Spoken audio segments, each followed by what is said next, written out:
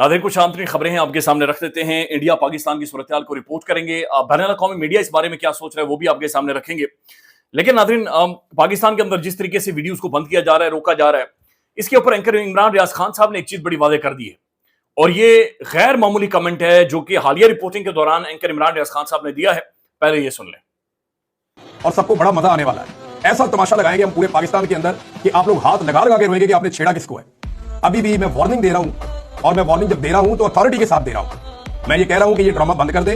Videos को रोकने वाला, उनके ऊपर पाबंदी लगाने वाला, हमारी वीडियोस को दबाने वाला, ये ड्रामा अगर आप अभी बंद कर देंगे तो आप फायदे में रह जाएंगे। ये नाज़रीन, ऐसा टाइम है कि इंडिया के अंदर अकाउंट्स बंद किए जा रहे हैं, यूट्यूब चैनल्स बंद किए जा रहे हैं, लेकिन पाकिस्तान के अंदर भी बदकिस्मती है कि यहां पर वीपीएन लगाना पड़ता है। और बल्कि जावेद चौधरी साहब ने नई शुरली छोड़ी है। ये फुल स्क्रीन पर दिखाएं जी जावेद चौधरी साहब की शुरली। जावेद चौधरी साहब ये कहते हैं कि इंटरनेट हो सकता है कि इंडिया अटैक कर ले और हमें अपने इंटरनेट को रीस्टार्ट करना पड़े या दोबारा से स्टार्ट करना पड़े।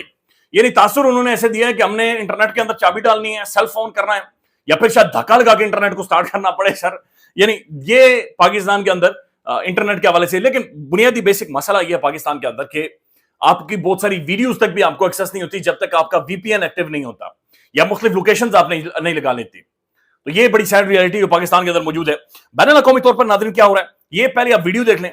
ये वीडियो राफेल की है, जंगी जहाज की है, और इसके अंदर ये नींबू और मिर्चें लटकी हुई, ये फुल दिखाएं जी।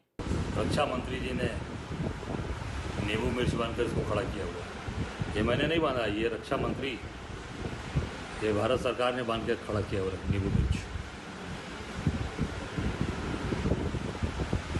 अब ये नाज़रीन बाकायदा से इंडिया के अंदर जो अपोजिशन है वो नरेंद्र मोदी से सवाल पूछ रही है कि जनाब ये आपने किधर फंसा दिया है, ये आपने किधर हमें वल्नरेबल कर दिया है।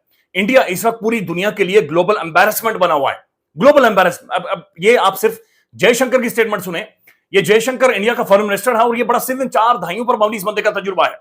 4 दहाइयों पर मबनी कि गुस्से में और फिर लाल पीला हुआ और इसकी स्टेटमेंट सिर्फ यूरोपीय यूनियन के बारे में सुने। ये सुन लें। It's something we will have to see. But from our point of view, if we are to develop a partnership, there has to be some understanding, there has to be some sensitivity, there has to be a mutuality of interest, and there has to be a realization of how the world works. You know. And I think these are all work in progress to differing degrees with different parts of Europe. So some have moved further, some a little bit less. नाज़रीन, अंदाजा लगाएं, जयशंकर जैसा season diplomat ये कह रहा है कि हमें यूरोप प्रीच ना करे, हमारे साथ गुफ्तगू और बातचीत ना करे, हमें बस गो अहेड दे, हमारे साथ खड़ा हो। और ये ऐसा टाइम है कि इंडिया के साथ हकीकी मानों में कोई भी मुल्क खड़ा नहीं हुआ। यानी आप यहां तक तो चलें कह सकते हैं कि तमाम तर ममालिक ने यह कहा कि ना इंडिया के साथ गलत हुआ और हम इस अटैक को कंडम करते हैं। और ये बात पाकिस्तान भी कह रहा है कि हम इस अटैक को कंडम करते हैं, लेकिन स्टैंड करना, जैसे चाइना ने स्टैंड किया, जैसे तुर्की स्टैंड कर रहा है, एक्शंस के जरिए, अपनी स्टेटमेंट्स के जरिए, प्रेस रिलीज के जरिए। ये तुर्की की आप डेवलपमेंट देख लें कि तुर्की की जो वॉरशिप है, जो जंगी बेड़ा है, ये पाकिस्तान में आया है। ये वीडियो देख लें।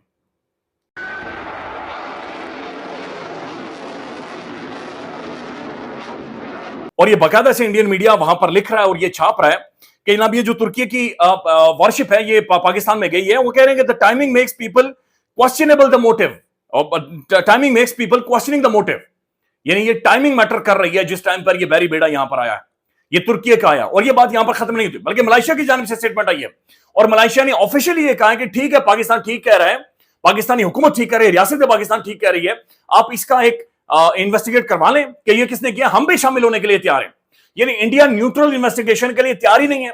दुनिया का कोई मुल्क, कोई शख्सियत, कोई ऑर्गेनाइजेशन, कोई तंजीम, कोई अक़वाम मुत्तहिदा इंडिया कह रहा नहीं, सिर्फ मोदी इन्वेस्टिगेट करेगा। यानी मोदी जो खुद पागल आदमी है, मोदी जो सठाया हुआ आदमी है, मोदी जो बदमाश आदमी है, मोदी जो क्रिमिनल है, ये कसाई है। इस कसाई के बारे में कहा जाता है कसाई ठीक कह रहा, बाकी सारी दुनिया गलत कर रही है। अंदाजा लगा लें इस इंडिया के बेईमान वॉर मॉन्गरिंग मीडिया का और वहां की जो डीप स्टेट जिस तरीके से काम कर रही है, ये शर्मनाक है, ये शर्मनाक है। और ये इर्रेस्पॉन्सिबिलिटी की इंतहा है, इंतहा लेवल की इर्रेस्पॉन्सिबिलिटी। यानी एक तरफ तो बढ़ के मारते हैं, वो गौरव आर्या रोजाना खड़े होकर नक्शे बनाता रहता है, डायग्राम बनाता, हम इधर से एंटर होंगे, हम इधर से एंटर होंगे, हम यहां से आगे जाएंगे, हम वहां से आगे जाएंगे, लेकिन असल में इनके अंदर सकत कख नहीं है। ये सिर्फ बबल है जो कि आपको पानी के अंदर ऊपर नजर आ रहा है और कोई इनके अंदर। बल्कि ये देख लें जी, एक और मिसाइल का तजुर्बा हुआ है पाकिस्तान की जानिब से, ये देख लें।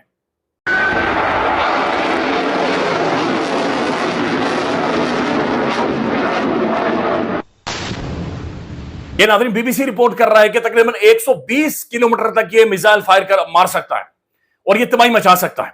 तो ये 5-6 दिनों में पाकिस्तान ने 2 कामयाब तरीन मिसाइल टेस्ट किए हैं, मिसाइलों के तजुर्बे किए हैं। एक तरफ अब्दाली है जो 450 किलोमीटर तक इंडिया के अंदर यानी रसोड़े तक जाएगा, और दूसरा ये है जो जिसका कामयाब तजुर्बा हुआ है। दूसरी जानिब से क्या हुआ है, जादू के ऊपर, राफेल के ऊपर लिम्बू लटके हुए लफे, बल्कि मैं चाह रहा हूं इंडिया के अंदर जो बगावत हुई है विद इन इंडिया, ये बंदा क्या सवाल पूछ रहा है कि आपने पाकिस्तान का पानी बंद किया, उधर हरियाणा का या पंजाब का बंद हो गया, ये सुन लें। हम युद्ध में हैं, हमने पाकिस्तान का पानी रोका, उधर पंजाब की सरकार ने हरियाणा का पानी रोक दिया। अब इसका क्या अर्थ लगाया जाए? इसका अर्थ तो यही लगाया जाए कि अपने आकाओं को मैसेज दिया जा रहा है कि हम साथ में हैं। केंद्र सरकार ने उधर पानी रोका तो हम भी हरियाणा का पानी रोक रहे हैं। आप सोचिए हम कैसे लोगों के साथ जो है रह रहे हैं, किस प्रकार की मानसिकता। ये चलते फिरते टाइम बॉम्ब है, ये भी तो एक वैचारिक आतंकवाद है। आपको बम लगा के जो है टाइम बम लगा के फटी जाना आतंक। और दूसरी तरफ नाज़रीन जो भारत की बैनुल अक़वामी एम्बैरेसमेंट हो रही है, अब ये आप रिपोर्ट देख लें, मैं चाह रहा हूं रिपोर्ट देखें आप। ये अमेरिका, यूरोपीय यूनियन, रूस और स्विट्जरलैंड सब ने भारत को मुज़ाकरात का मशवरा दे दिया कि मुज़ाकरात करो, पाकिस्तान की सपोर्ट लो, पाकिस्तान से कोऑपरेशन लो। तो जो बना हुआ था कि मैं 5 गुना बड़ा मुल्क हूं, मेरा डिफेंस बजट 10 गुना ज्यादा है, मेरा बॉलीवुड बहुत बड़ा है, मेरी जनाब आईपीएल बहुत बड़ी है, हमारी फौज बहुत बड़ी है, हम इस खित्ते का मैं मस्कुलर मैन हूं, उसको हेकड़ी अपनी नजर आ गई है। ये रिपोर्ट देख लें। और जो इनका वार मॉन्गरिंग मीडिया है और जो इनका सोशल मीडिया जिस तरीके से वो काम करता है, फ्रांस ने उसका खुलासा किया, उसे उधेड़ कर रख दिया है, उसकी धज्जियां उड़ा दी हैं। ये फ्रांस की रिपोर्ट है इंडियन सोशल मीडिया के ऊपर कि किस तरीके से फेक एआई जनरेटेड तस्वीरें इन्होंने बाकायदा से बनाकर सोशल मीडिया पर फैलाई हैं। ये देख लें।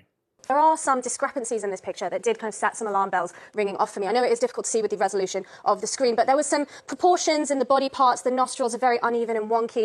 The proportions of the people walking in the background, AI detection tools, and every single one, the result was the same, that this is very much, both of these photos are AI. लेकिन नाज़रीन दूसरी तरफ भारत ने जो single handedly सिंतास मुआहिदा खत्म किया है, उसके जो असरात नजर आ रहे हैं। ये चनाब दरिया जो बगलिहार डैम है, इसका पानी रोक दिया है। मगलिहार डैम में इन्होंने बाकायदा पानी स्टोर करना शुरू कर दिया है और चनाब दरिया बिल्कुल सूख गया है। 90% पानी कम कर दिया गया है इसका। तो आप ये देखें, ये बिल्कुल सूख गया है और ये एक नदी महसूस हो रही है। नदी क्या बल्कि बिल्कुल पानी खत्म कर दिया है और ये खौफनाक है, ये तशवीशनाक है।